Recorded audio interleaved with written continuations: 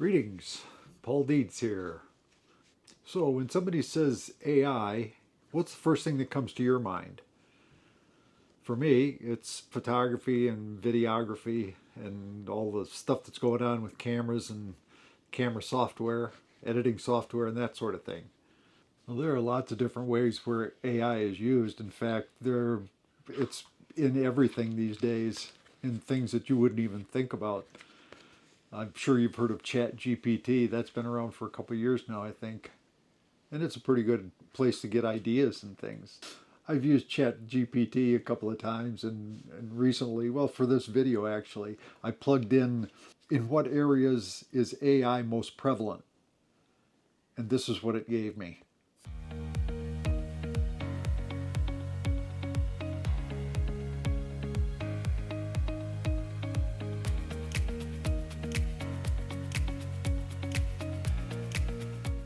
As you can see, it's in almost everything these days.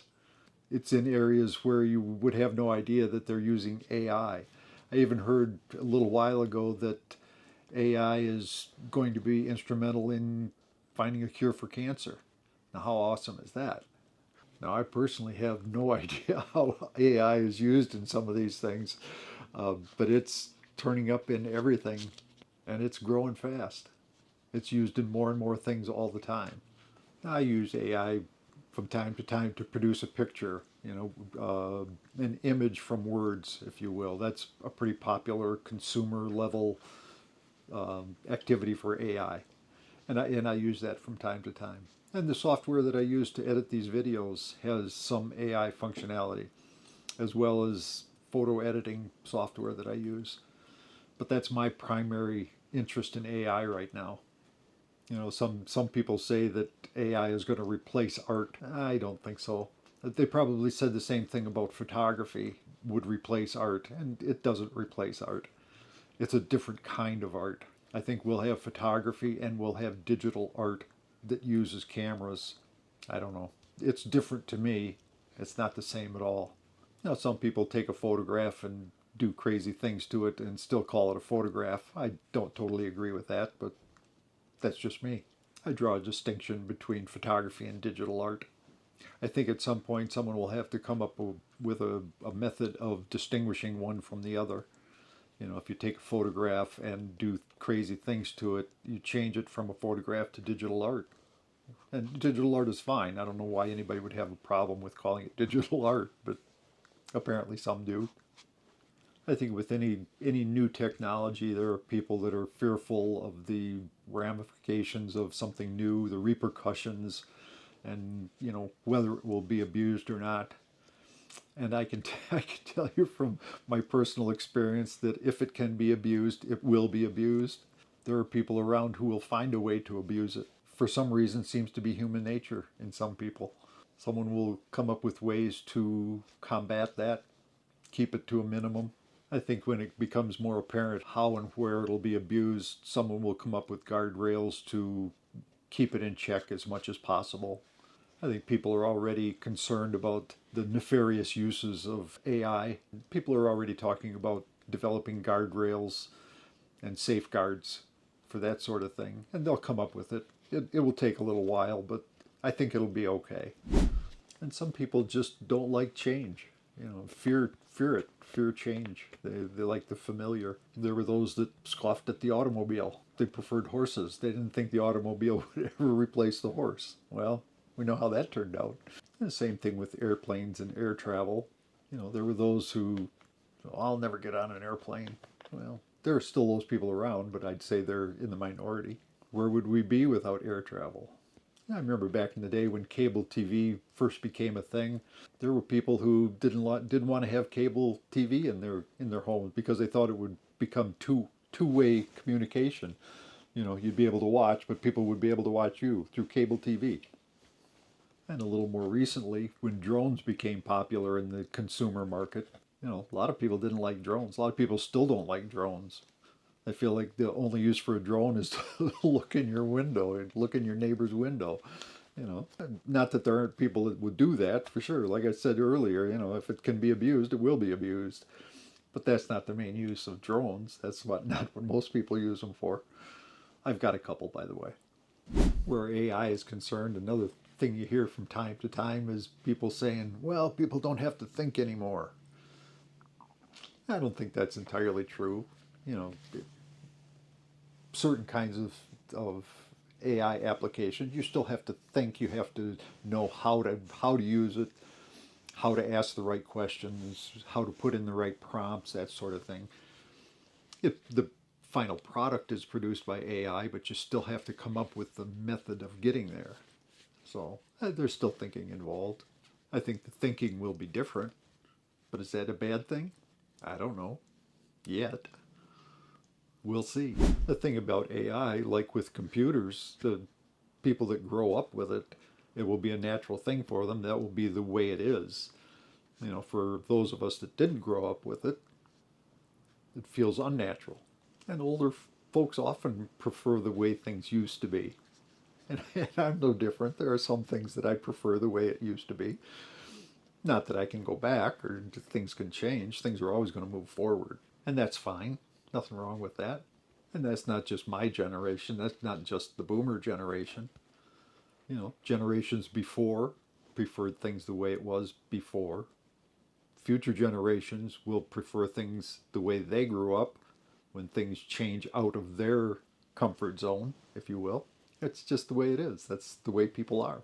It's the way progress works.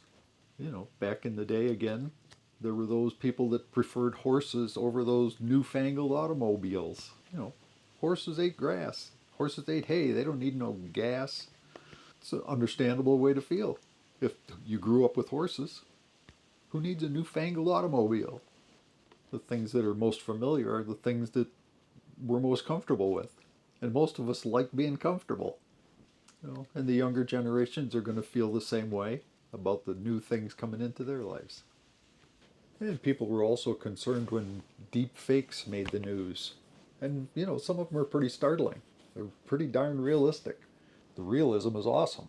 Now, I'm not entirely sure how much AI was involved in some of the early deep fakes, or if it was just, you know, really clever people with computers.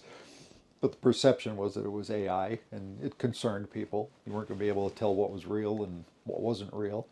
You know, and now you have Elon Musk and President Trump dancing to staying alive, which I really liked that video, by the way. I thought it was really well done, clever, entertaining. You know, the saying used to be, don't believe everything you hear. Well, the saying now is, don't believe everything you see.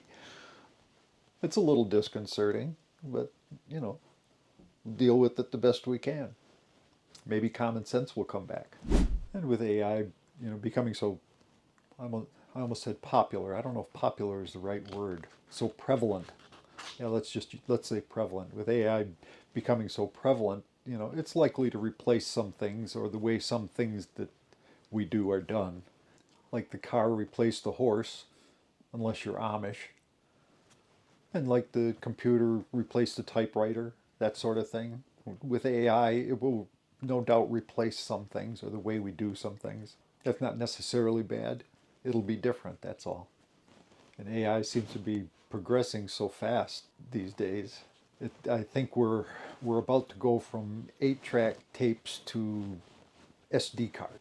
Who could have imagined some of the things we're seeing now?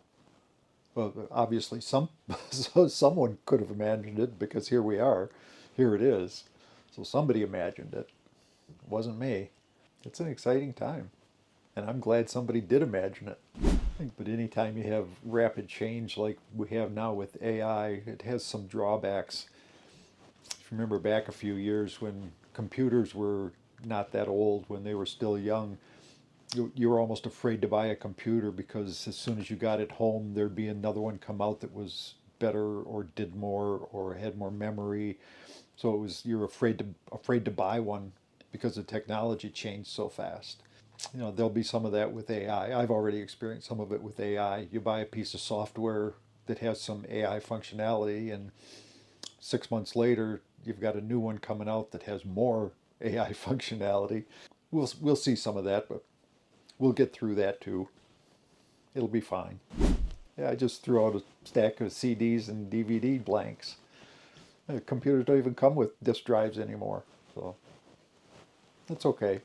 You know, we had SD cards in all our cameras and different electronic equipment. And SD cards work pretty well. They may be here for a while, maybe not. I don't know. I've got solid state disk drives now, external drives that I store pictures and things on. You know, what'll be what will replace those?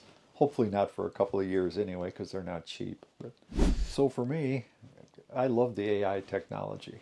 I think it's awesome, and I'm excited to see what's going to come up next. Of course, I'm looking at it from a consumer point of view in my little area of use, photography and videography. But you know, look at the potential in medicine and everything, everything. AI is going to be in everything, and it's going to be awesome. You know, I'm not afraid of the AI technology. Yeah, I'm cautious about the potential for the abuse, and I'll be looking out for that. But I'm confident that the powers that be will come up with solutions. Like I said, the guardrails and the safeguards. There will be some problems, but they'll be overcome. I don't pretend to understand how AI works, but I enjoy using it, you know, for entertainment and for creativity. Thanks for being here to spend some time with me. I appreciate you. If you'd like to leave a comment, I'd love to hear it. If you have an opinion on AI or anything in general, feel free to leave it in the comments. Channel's still small enough that I'm able to read them all and respond to them. Love to hear from you. Peace and joy.